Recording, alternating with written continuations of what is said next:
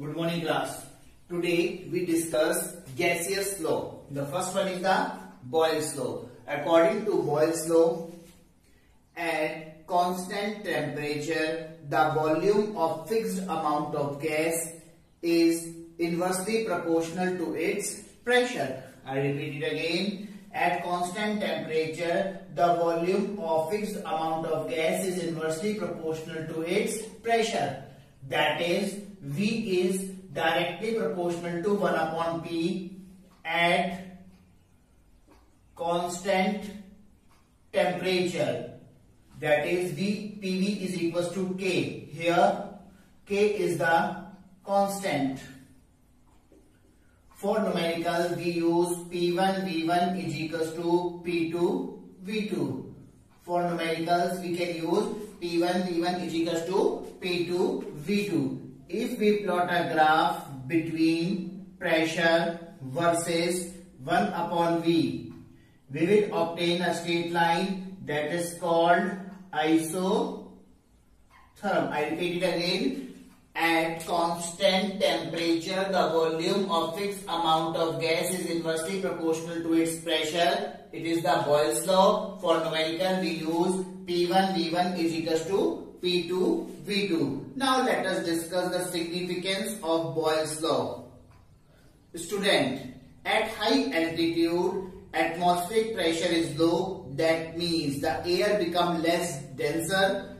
That is, less oxygen is available for breathing. Therefore, at high altitude, people feel uneasiness or dizziness, headache, etc. The syndrome of such condition is called altitude sickness. Now, let us consider the second gaseous law, that is Charles' law.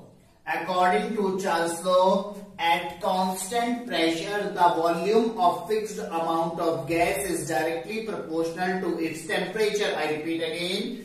At constant pressure, the volume of fixed amount of gas is directly proportional to its temperature. That is, V directly proportional to T at constant pressure. That is, V upon T is equals to K. Here, K is the constant. For numerical, we can use V1 upon T1 is equals to V2 upon T2. This relationship is used for solving various numerical given or based this law. Now, if we plot a graph between the volume and temperature, we will obtain this type of graph. It is minus 273 degrees centigrade. So student, minus 273 degrees centigrade is the temperature at which gases have supposed to zero volume. So it is also said to be absolute zero. Here the straight line indicate isobar because at constant pressure we are drawing this graph.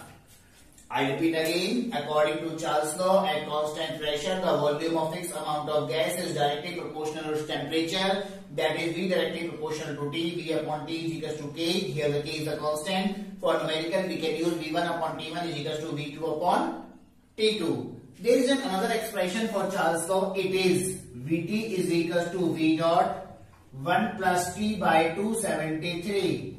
With the help of this formula, we can show that minus 273 degrees centigrade is the lowest possible temperature for gases because at this temperature volume of gas is supposed to be zero. Now let us consider the significance of Charles' law.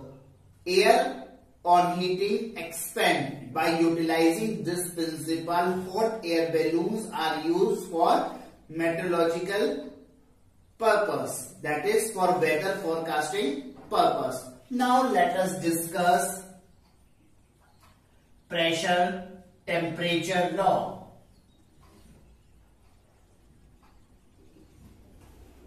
Pressure temperature law or Amundsen's law.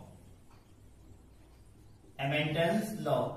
According to this law, at constant volume, the pressure of fixed amount of gas is directly proportional to its temperature. I repeat again, at constant volume, the pressure of fixed amount of gas is directly proportional to its temperature, that is P directly proportional to T.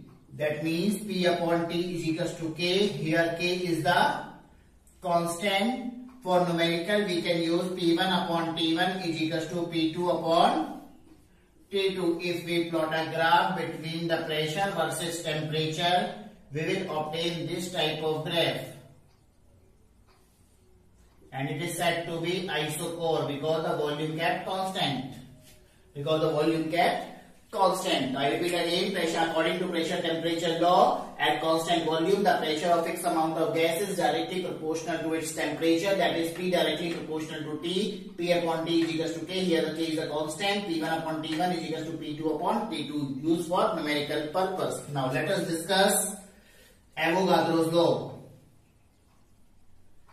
According to Avogadro's law, equal volume of gases under similar condition of temperature and pressure should contain equal number of molecules. I repeat again, equal volume of gases under similar condition of temperature and pressure should contain equal number of molecules. That is, 1 mole of gas is equal to, according to Avogadro's law, 1 mole of gas is equal to 6.022 into 10 raised to power 23 particles.